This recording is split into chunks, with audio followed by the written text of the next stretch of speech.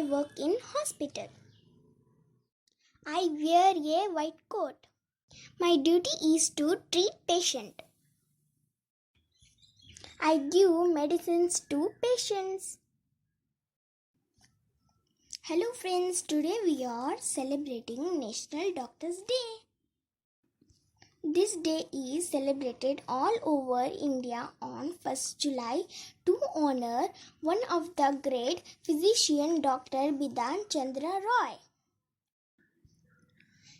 He was a well-known medical pioneer, former Chief Minister of West Bengal and recipient of Bharat Ratna Award. The efforts, dedication and services given by the doctor during this pandemic are speechless and commendable. So, let's celebrate the day with thanksgiving to our frontline warriors. Finally, I want to say, an apple a day keeps doctor away. Happy Doctor's Day. Thank you, frontline heroes.